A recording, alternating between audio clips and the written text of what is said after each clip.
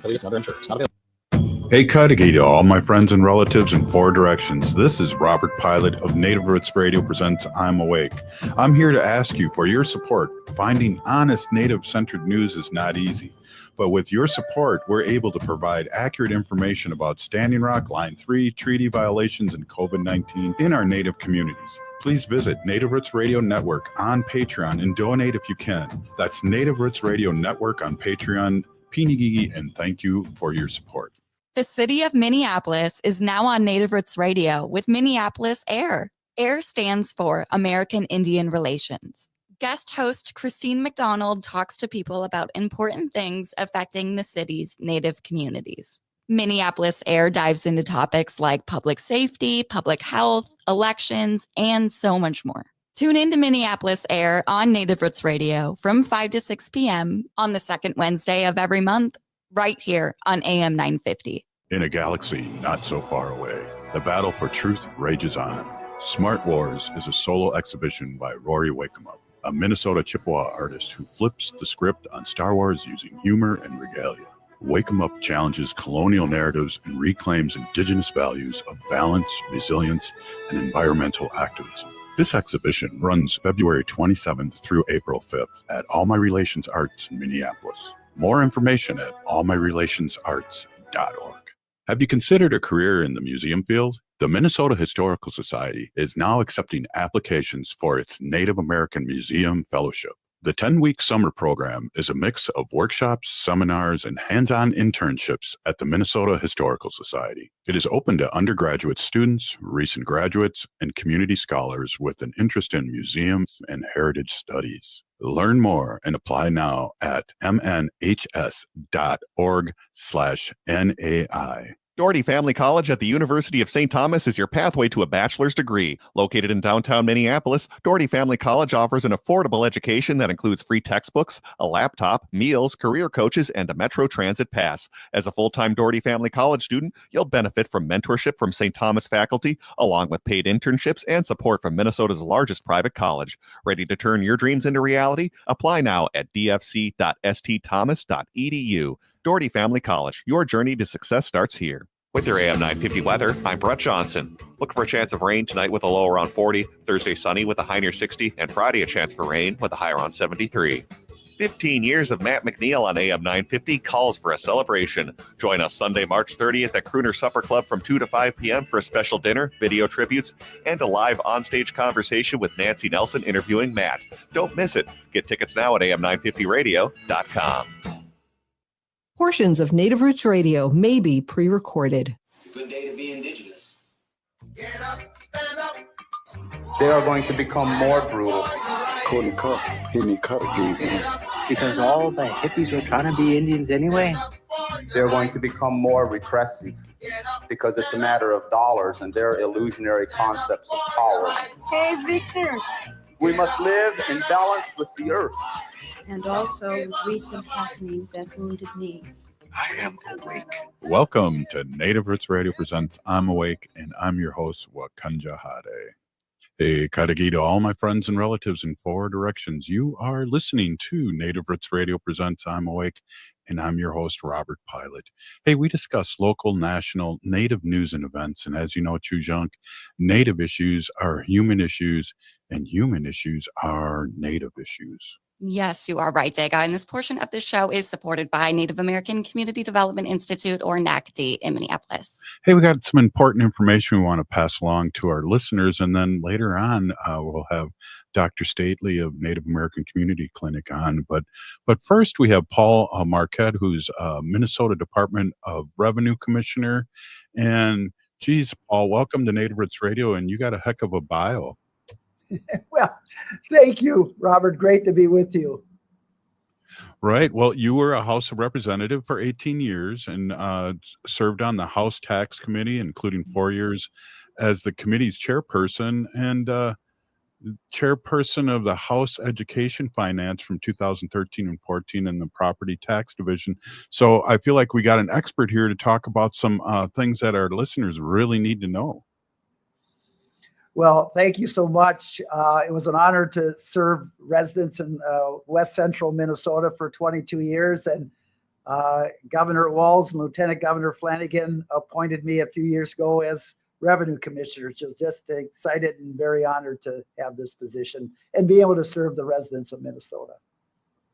Well, we have tax day coming up really soon, and I know I just did my taxes, and I know some people wait until the last minute. So this is really important information that you have to pass along to our listeners. Well, absolutely. As we all know, I mean, April 15th is that big day, that kind of final day. But really, what's really important right now is getting the word out on our nation-leading child tax credit that we have here in Minnesota. And this was a major priority of Governor Walz and Lieutenant Governor Flanagan back in 2023. And they in the legislature passed a child tax credit, which is equal to up to $1,750 per child, 17 or under, no limit on children, and totally refundable. So even if you don't have a tax liability, you still can qualify for the entire credit. And last year, very successful. About 225,000 families received that credit, benefited about 450,000 children, and about $560 million went out. And so the big goal for the governor is to make Minnesota the best state in the nation for kids and families. And as part of that, to eliminate child poverty. And the data has shown that the child tax credit that Minnesota has the potential to reduce child poverty by about a third in the state of Minnesota. And that would just be significant for great outcomes for low-income, middle-income families in the state. What is there income limits to this for families? There is. So for a married joint filer this year, it's about $37,000 to qualify for the maximum, but it phases out relatively slowly. So for a married joint filer, if you have 4 children, you probably don't phase out till you get close to about $95,000 income. And for single, it starts at the max at that $1,750 to get that is at about $31,000 income. But again, that phases out relatively slowly. So, if you have 3, 4, 5 kids, you're up to about $80,000 to $100,000 of income before you would phase out of that. So it's pretty robust. And like I said, one of the very leading ones in the nation. That's exciting. Is there a way to apply for it, or how do people to get these tax credits for their children? Yeah, so it's so the one thing which is really important is that you need to file an income tax return. And so we know that probably 10 to 15, 20% of families that can qualify may not have, for one reason or another, never filed an income tax return. So the governor and other agencies and lieutenant governor were very concerned about outreach and did a lot of outreach. We're doing a lot of outreach again this year, getting out to our tribal nations. And in fact, many of our tribal leaders have been very involved. I just thank them very much for being part of that outreach to get that word out to communities. But we say, even if you haven't filed before, file now, claim that credit. And if you have questions, you can go onto the Department of Revenue website. You can just go to income tax. They'll take you through there. But also, if you're looking for a free tax preparation site, just go to our website, put in free tax preparation, and it'll actually give you sites that you can contact close to you that you can receive some help as far as filing your taxes for free. And so there's a number of ways you can do that. And if all else fails, just contact the Department of Revenue and we can certainly help you file that. But we encourage families to do that because we've heard so many success stories on how this has really, really helped families out. And one thing we've added this year, and we will be the first state in the nation to do this, is we have advanced child tax credits. So what that means is you file for your tax credit now in February or March when you file your taxes now, and then you can check a box and receive an advance payment of your next year's child tax credit later in the year in 3 equal installments in August, October, and December. So for families who depending on their financial situation, the payment can match their financial situation. And so that is an option this year. And so far we've had over 15,000 families sign up for that advanced child tax credit, which can really also benefit families as they meet crunch time in payments and so forth as that goes on. So that's new this year, and we just think it's really going to benefit families who wish to take that. Haley and Paul, it's another reason why we live in Minnesota. This is great. I know we talk about, as you know, in our Indigenous communities, how much our younger generations mean to us. And this is kind of a way to get that tax credit back and maybe put that more towards something that they need in the future. So this is really important, and families should check that out on the Department of Revenue's website. Absolutely. Hey, this again, Paul, we're here with Paul Marquart, and we're really excited to amplify this. Is there anything else that you want our listeners to know from the Minnesota Department of Revenue? This is just mind-blowing how, and I have a son and or daughter and son-in-law that just had twins in August. So, there you go. Yeah. Hopefully they're listening. Oh, yeah. what? Yeah, well, absolutely. And so there's also one more thing we're doing this year is where folks could get a renter's refund based on, their rent. We assume there's a certain point that is their property taxes. They used to file for that in September or August or September. Now, when they file their taxes, they can get that credit right away. So they don't have to wait 8 or 9 months.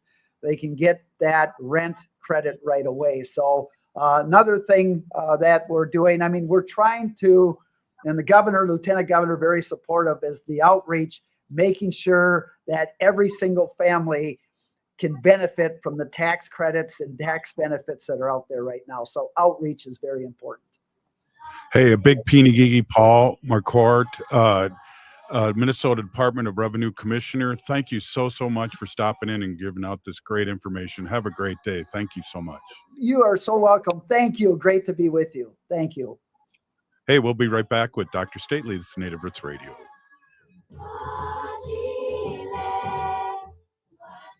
Activism in the 21st century takes many forms. For Minnesota Chippewa artist Rory Wakeup, it's Funktivism. He uses humor, satire, and regalia to challenge social and environmental injustice. Smart Wars is Wakeup's latest solo exhibition. It's a bold mix of Indigenous heritage with modern commentary. Through his multimedia art, Wakeup challenges perceptions and sparks conversations about Native resilience, climate action, and truth-telling. See Smart Wars at All My Relations Arts in Minneapolis, February 27th through April 5th. Details at allmyrelationsarts.org. Doherty Family College at the University of St. Thomas is your pathway to a bachelor's degree. Located in downtown Minneapolis, Doherty Family College offers an affordable education that includes free textbooks, a laptop, meals, career coaches, and a Metro Transit pass. As a full-time Doherty Family College student, you'll benefit from mentorship from St. Thomas faculty, along with paid internships and support from Minnesota's largest private college. Ready to turn your dreams into reality? Apply now at dfc.stthomas.edu.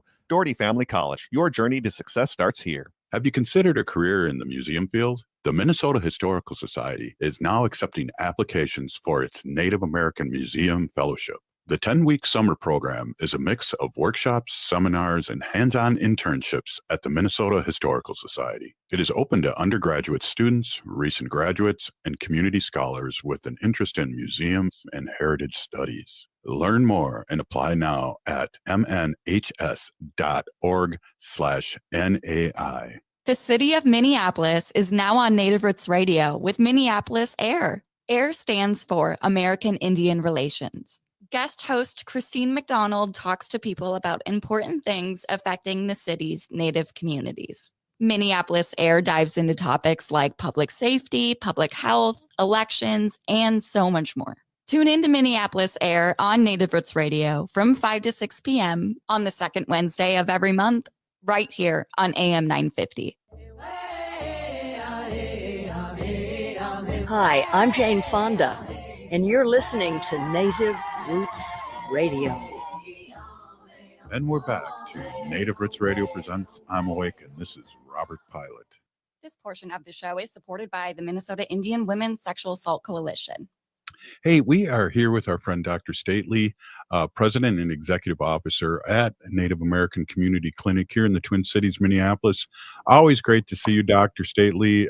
Great to have you on, and you're always good medicine for us to listen to what's going on. And we're sad that you're going to be going to Ireland soon, and we'll miss you then, but it's beautiful there, I hear, and you'll have to give us a full report. Welcome. Buju, thank you. Yeah, it's great to be here. And yeah, sorry I wasn't able to be on Monday. Had a conflict. A little self-care during our normal time that we would meet, which is really important. So, yes, definitely. Yeah. But yeah, going to Ireland, really excited about it. I wanted to go my whole entire life, and I don't even remember why or how. Like I got that in my head. I think there was some stuff early on in my career when I was first starting my career as a psychologist, and in graduate school I would read about some of the work that was being done in Ireland around language revitalization and addressing also community level trauma, what we now kind of call intergenerational trauma or historical trauma. They've had a lot of the same sort of experiences with colonization and colonial powers as we have in many, many ways. And they've been doing some interesting work over there. So it's going to be a lovely trip, I think. And I think the greenness of their land is just so also kind of what draws me to it. Wow, that's beautiful. And then it's I think you grew up with this too, but I always remember, and this is kind of off subject, but I always kind of remember when the Irish and the Catholics were battling, and they always made it seem like it was a religious war, the news, but it really had to do with one was from Ireland and the others were English, and they never really said that until I met a few Irish people in my teens, and they explained that to me. Yeah, that is the conflict really was around imperialism, right? So quite frankly, it's like the right to practice your own beliefs and have your cultural life ways protected, much like what we contended with as Indigenous people on this land. So it was it's exciting to go there. I'm really excited to be there I'm going with a couple of family members, and we're going to do some really cool things, I think. Wow. So we'll visit schools, we'll visit community centers, we'll talk with some of the people there that are doing really important work. And I'll get to share about the work that we're doing here in the community in Minneapolis, especially the work that NACC is doing around, reclaiming, reconnecting our ourselves and also our communities and the patient relatives that we serve to the land, recognizing that the land is our original mother, and opportunity to provide opportunities for healing and revitalization. And so it's just exciting. It's exciting to go and see what other people are doing, and then also share some of your own ideas and the work that you're doing, and then kind of bring some other ideas back as well.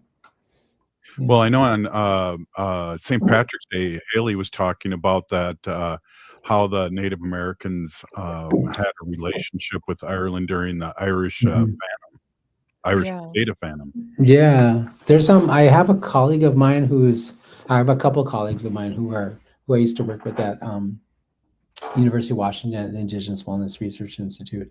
Both of them are Choctaw citizens, and they I've visited with them both at different times over the last couple of months or so and talked to them about my travels to Ireland. And they talked about how the Choctaw Nation has, there's a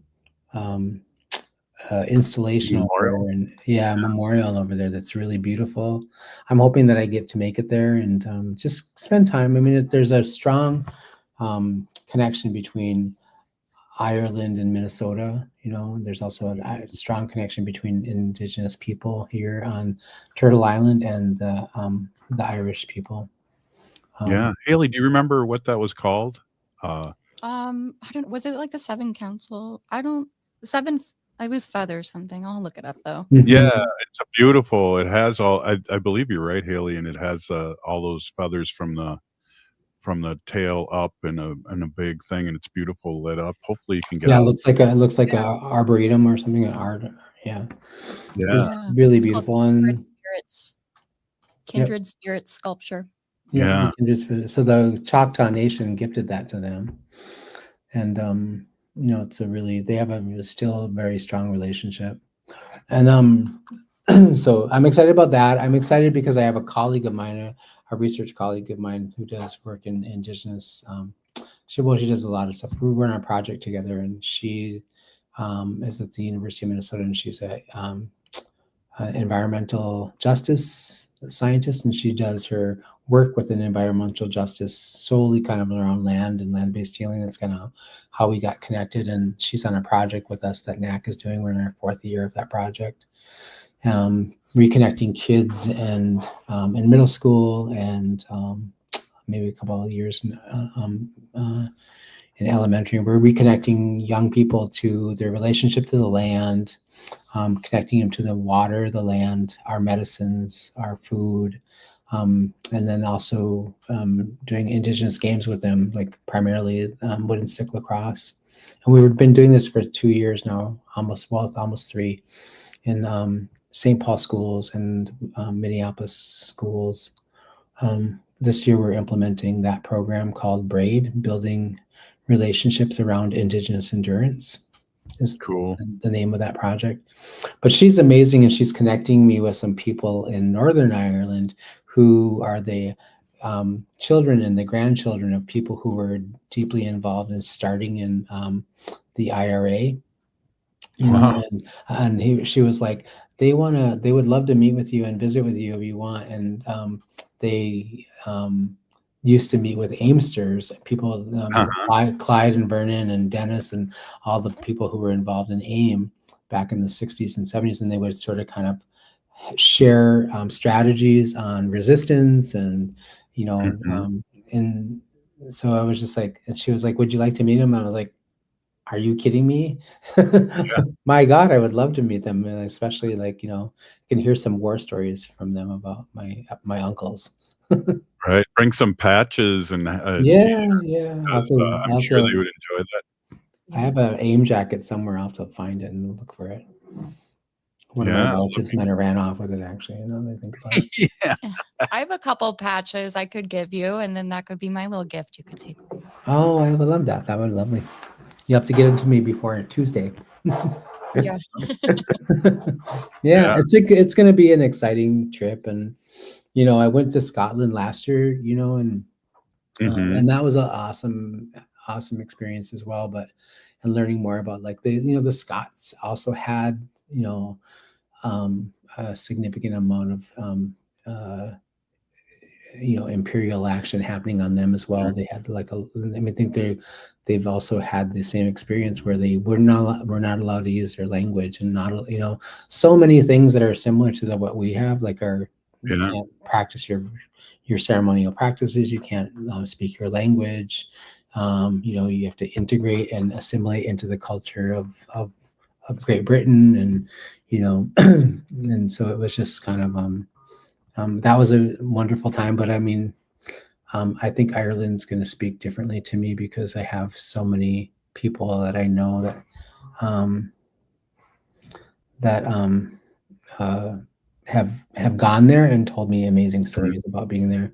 And so this other piece about the connection between American Indian movement the IRA is kind of an interesting one for me to sort of think about because of my own family's history and the connection to the creation of AIM, and those three men were my uncles. I grew up with those men in my house, in my basement, and all over. Well, your mother too. Your mother too is involved heavily with AIM. Yeah. So that's exciting. It's just a really exciting opportunity, and How long's the flight? I think it's like 8 hours. Well, it's probably a little bit longer than that because we originally had a direct flight from Minneapolis to Dublin through Delta. They started direct flights, I think, back in, I want to say in April of last year or May of last year. And so that's around the time that we're able to get a direct flight, but they recently changed our flights for us. I'm not sure why. Jeez. Well, hey, probably Doge got in there and messed around with some things and decided, I'm sure you'll have to get me a IRA T-shirt when extra large. I'll keep a look on it. I'll keep a look on it. I'll get you something from there. Right on. I got something.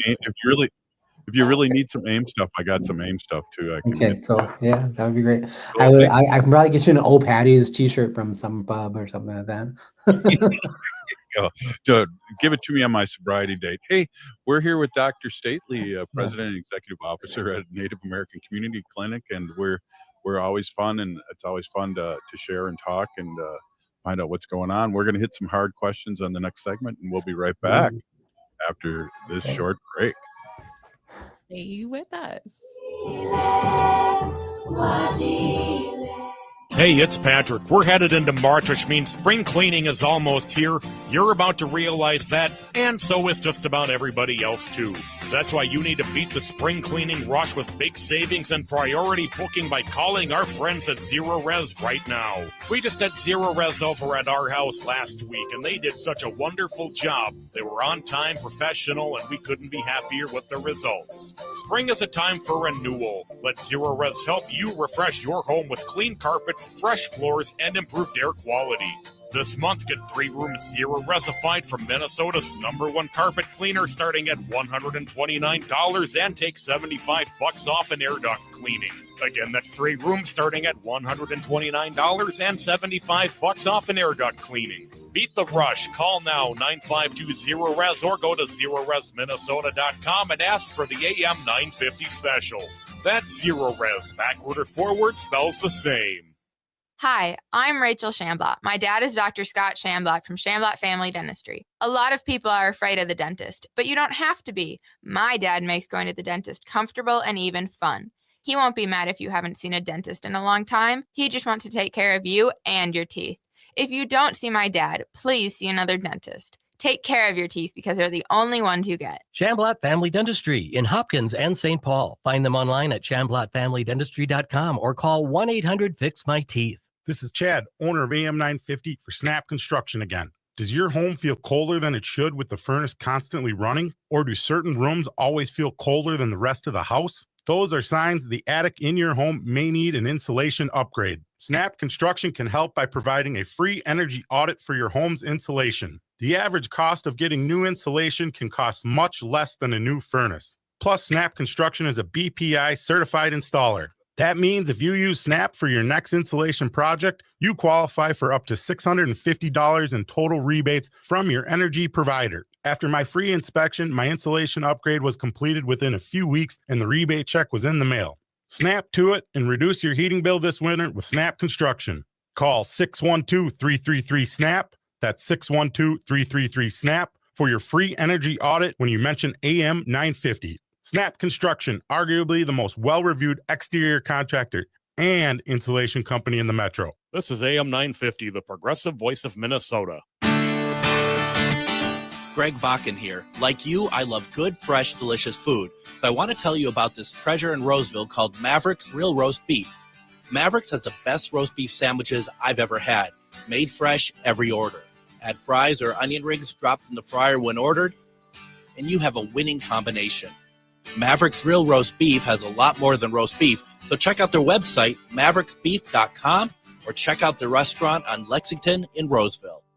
In these challenging times under the second Trump administration, reading can be a powerful tool to manage stress and anxiety, and Next Chapter Booksellers can help. Their newest table features books designed to channel anxiety into meaningful action. From Noam Chomsky to Henry David Thoreau, it's a collection that invites you to reflect, learn, and take action during chaotic times.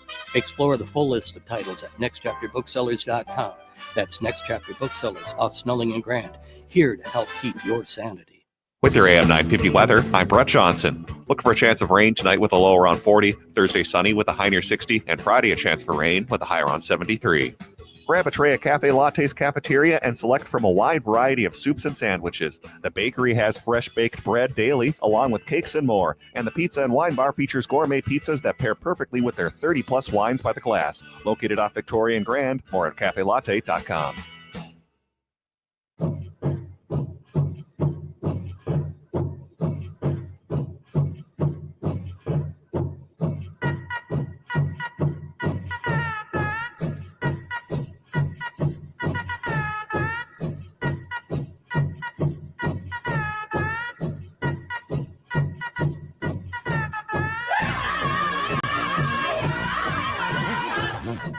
Welcome back to Native Roots Radio presents I'm Awake, and this is Robert Pilot.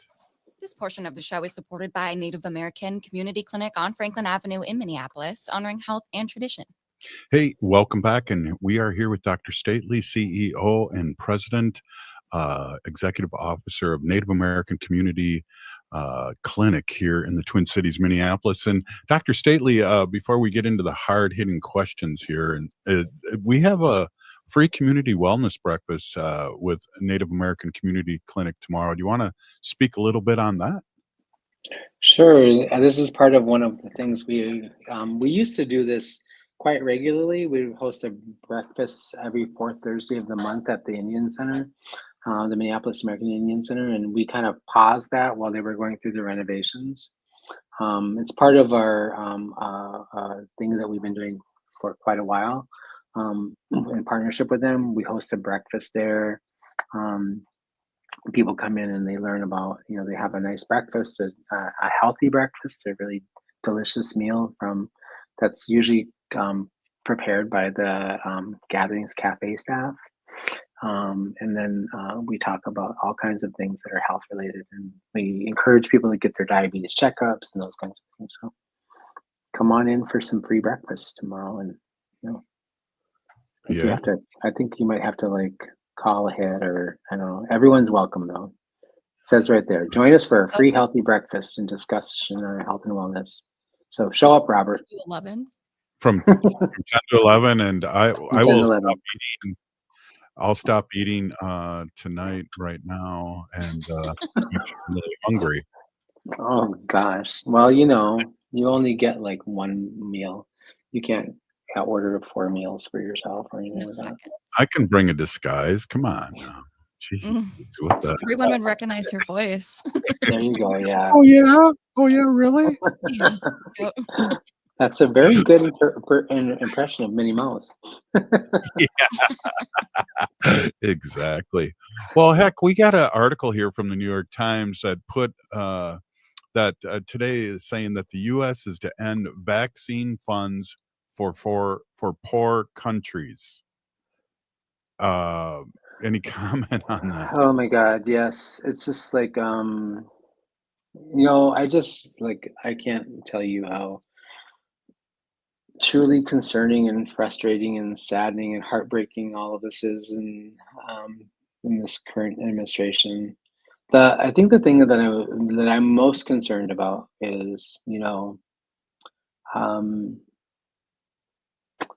so we have a measles outbreak in several states in the southern part of the United States, and so we already ourselves as a developed country, developed meaning first world, lots of wealth, lots of resources here. We already have a tremendous amount of people within this within the United States itself here on Turtle Island who are also very, very poor, and they live much like as though they were living in what we used to call third world Mhm. situations. We don't use third world anymore. That's kind of a derogatory term. So developing countries that don't have as many Mhm. resources. So we have the same conditions here in lots of places. And I think anytime that an administration takes this type of sort of approach to these issues, what they essentially are doing is they're limiting or they're sending a message to the entire world, which includes our own population, about the importance of vaccines in preventing really critical health issues or really critical health diseases like measles and polio and a bunch of other things, malaria, things that HIV, things that can really hurt and harm many of those people that live in those territories. But it also sends a poor message to our own people living here in Turtle Island, which is on the United States, which is vaccines aren't important, they're not worth investing in, and there's it's just really problematic. And you're seeing an outbreak in those certain places in like in Texas and other places, and where there is very low vaccine rates or lower vaccine rates for certain kinds of conditions, right? Like measles, etc. Like I listened to a podcast last week or so on Point, where they were talking about how a community has to just have like anything below the 95%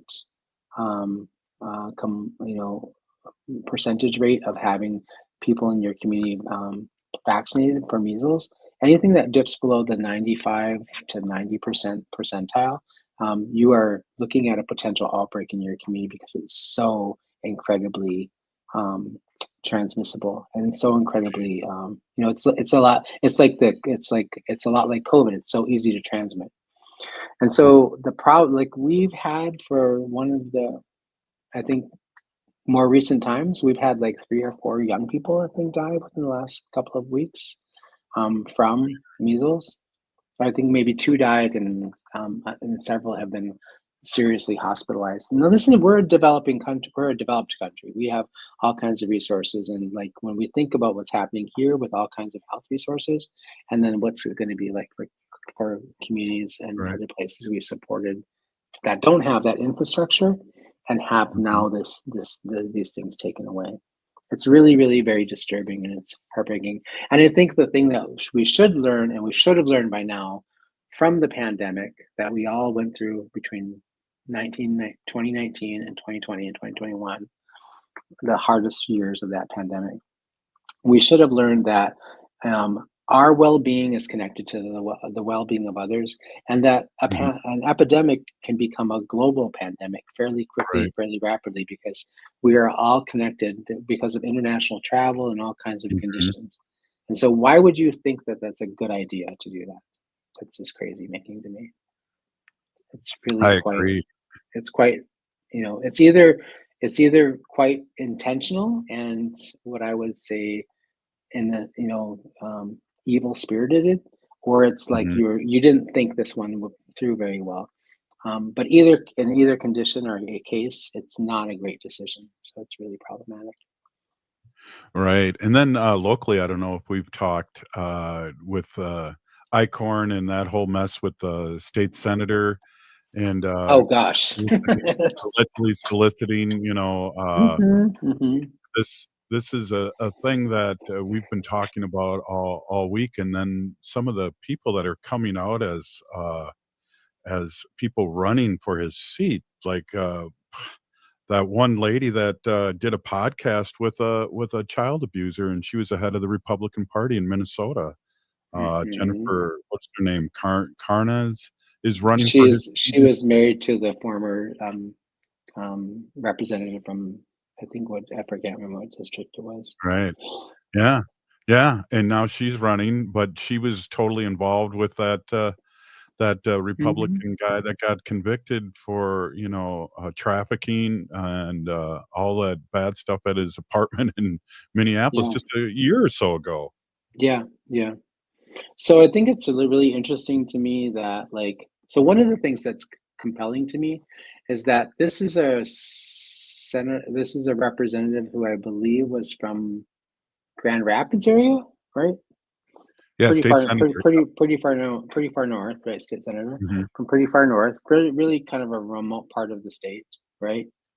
Also happens to be an area of the state where there's significant amount of Native people living, and we have some of the highest rates of missing and murdered Indigenous women and children, right, and Mhm. relatives.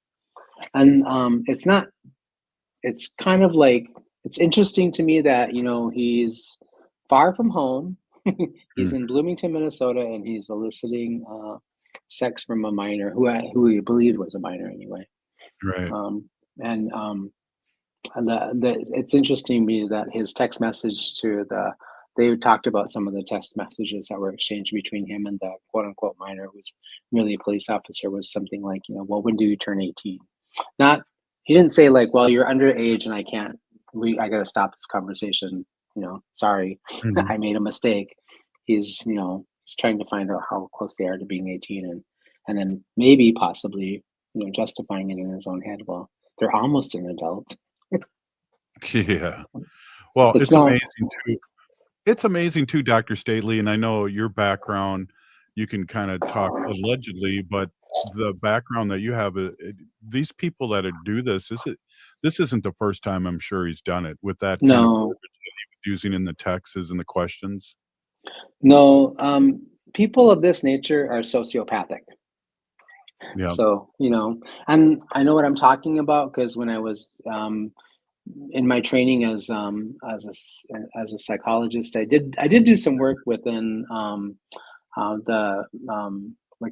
of my rotations from 1 year of my rotations was, I think, my last year of study was I worked in the state psych hospital, and I did one rotation through the not guilty by reason of insanity uh, uh, um, wing, and then I did another one in just like severe mental health SPMI folks.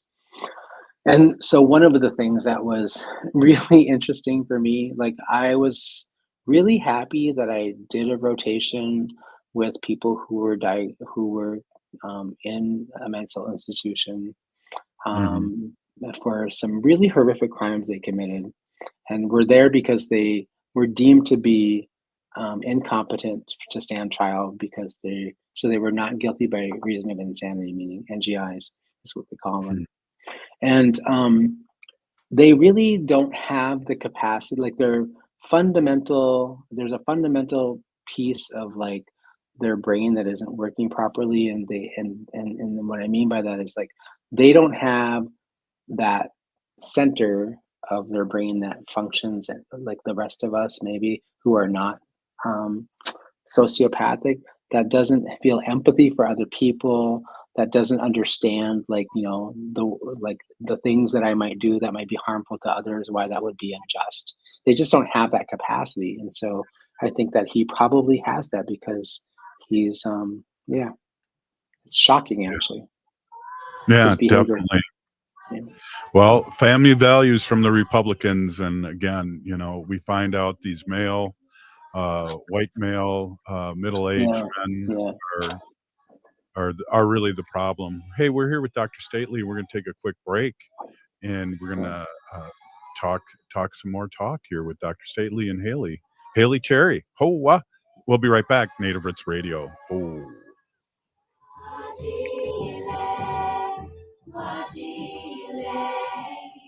The city of Minneapolis is now on Native Roots Radio with Minneapolis AIR. AIR stands for American Indian Relations. Guest host Christine McDonald talks to people about important things affecting the city's Native communities. Minneapolis AIR dives into topics like public safety, public health, elections, and so much more. Tune in to Minneapolis AIR on Native Roots Radio from 5 to 6 p.m. on the second Wednesday of every month, right here on AM 950. Support for Native Roots Radio comes from the Walker Arts Center, an art space that's more than the spoon and cherry. Galleries celebrate contemporary visual art, including Indigenous artists like Edgar Heap of Birds, Cheyenne and Arapaho Nation, and Jim Demini, Ojibwe.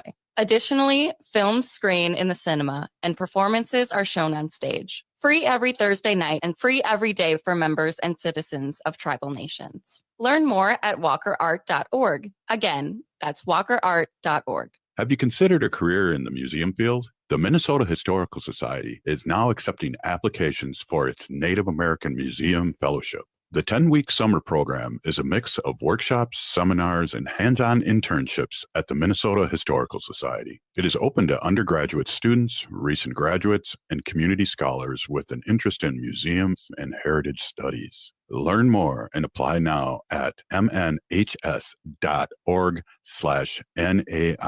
Doherty Family College at the University of St. Thomas is your pathway to a bachelor's degree. Located in downtown Minneapolis, Doherty Family College offers an affordable education that includes free textbooks, a laptop, meals, career coaches, and a Metro Transit pass. As a full-time Doherty Family College student, you'll benefit from mentorship from St. Thomas faculty, along with paid internships and support from Minnesota's largest private college. Ready to turn your dreams into reality? Apply now at dfc.stthomas.edu. Doherty Family College, your journey to success starts here.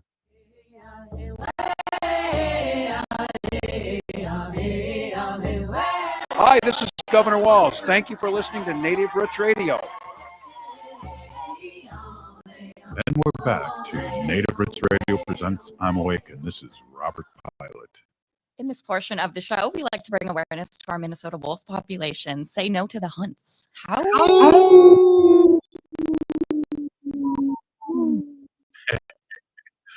Yeah. If I was at home and I our was doing that, my dog would be howling with us. Yeah, that's good though. We like when our pets, our sacred animals, join in on the show. We used to have our cat always come in and bust in when Wendy would do her animal portion, and then we've had many guests over the years, Haley, that their dogs join right in. Oh, yeah, we love that. There are relatives too. That's right. Hey, we are back with Dr. Stately, President and Executive Officer at Native American Community Clinic here in the Twin Cities, Minneapolis. And, speaking of Wendy, she always would, when she'd be on the show with me, when you were on Dr. Stately's, go, ask him what he wants to talk about. So we'll do that in this segment right now. What would you like to talk about besides free lunch at the Red Lake College tonight? Yeah, free lunch. Yeah. Well, I do want to say, so I want to really put a quick shout out here. So, like we were talking about vaccines at the earlier session. I want to just really encourage everybody in Indian country to make sure that you get your child vaccinated. Make sure that their vaccines for things like measles and all these things, that we get their vaccines early in their life. Accomplished, because we have some of the lowest vaccine rates, and it is really quite challenging. There's a number of things that vaccines do for us. One of the things it does is it prevents us from getting diseases that are quite easily to communicate to other people within your families and your communities, but also it has the potential to sort of like prevent you from having more complex health conditions later down the road. So just making sure, I want to encourage people to do that. One of the things that makes me anxious about this current administration is, the HHS Secretary of HHS is Robert Kennedy Jr., and he is a staunch anti-vaxxer, right? Remember him during the COVID times. And I think one of the things that's concerning to me is that, so in the situation in which, like, you are, you come from a well-to-do background or wealthy family, and that's not to say that they can't get a condition by not getting vaccinated, but they also have tremendously, a lot of the time, they have much more access to healthcare and expedient healthcare than other disenfranchised and communities where there's not a tremendous amount of healthcare. So someone of his nature, who is very wealthy, who is very wealthy, comes from a wealthy family that with a lot of power and privilege and education, high achievement, and things like that. For him not to vaccinate himself or his kids, he's gonna get treated right away for a condition that might be, and that treatment might save his life. But for these other communities where there isn't a tremendous amount of like healthcare available, those people are going to suffer and possibly die. And I think the other thing that I'm concerned about with that statement, that issuing of the statement about how we're going to pull out of other countries for vaccinations, is like, this administration is looking to look like it's going to go down as the single most the gold star they're going to get is for making the most number of people across the globe die. Making it an effective strategy. Like, they're going to reduce the world's population by significant numbers for when they don't sort of like do their due diligence and help people. So I'm a little bit concerned about that, and I would really encourage our community to vaccinate up, and because healthcare in other places are probably going to get hit. Like, we're going to see what this administration doing, if you're not paying attention, is they're kind of trying to significantly shrink the federal footprint. But most of healthcare and most of some of the things that benefit us every single day of our lives doesn't come from our state. It comes from our feds. Yeah. Right? Hey, so he's shrinking all these services and making people wealthy. Yeah, Dr. Stately, Kennedy did say that his kids were vaccinated, and he is vaccinated, even though he's an anti-vaxxer. But Well, isn't that somebody, interesting? yeah, it's very interesting, and it's Mhm. Republicans talking out of both sides of their mouth again. Somebody like me that's Actually, I think it's more nefarious than that. I think yeah, it's intentional. It's like, yeah, I want the things that are going to keep me safe, but I really like it's it's either intentional or unintentional, trying to annihilate people who are mhm. who are disenfranchised. I I have a question for somebody old like me that had their measles vaccines maybe in 1963 or 62, somewhere around there. Would it be good for, or is there a different vaccine to be re-upped on for something like measles, or am I good? No, you're good.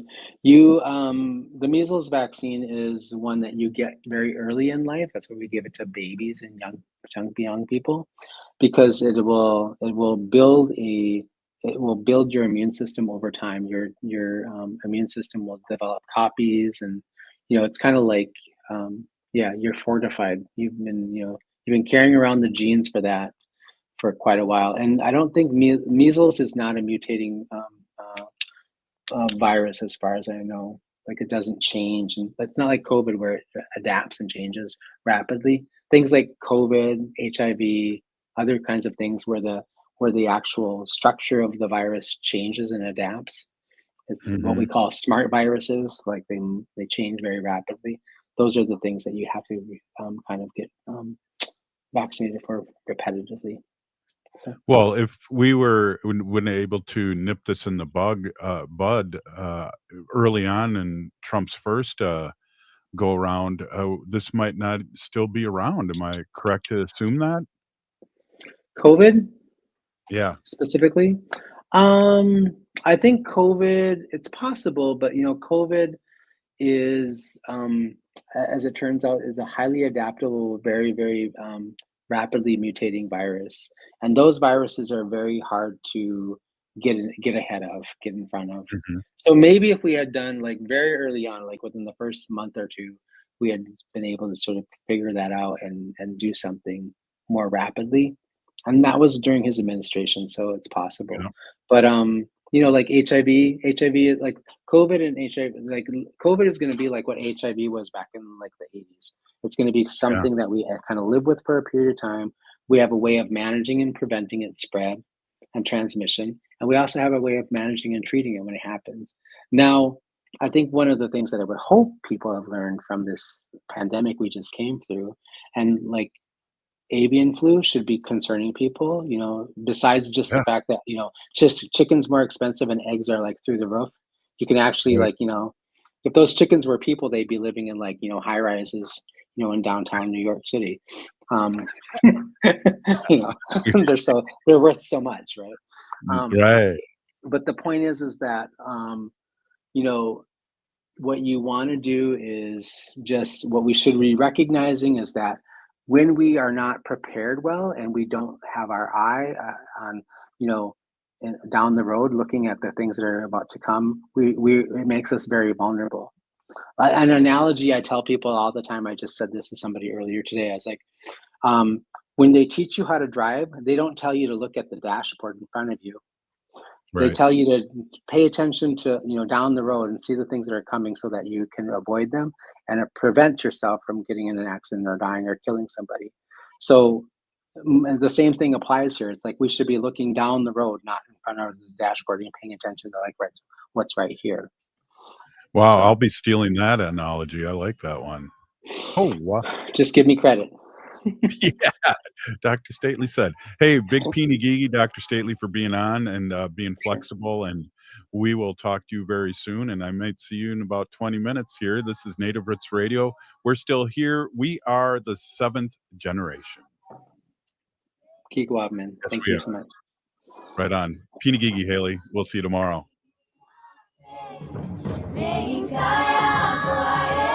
Hi, I'm Peter Solak.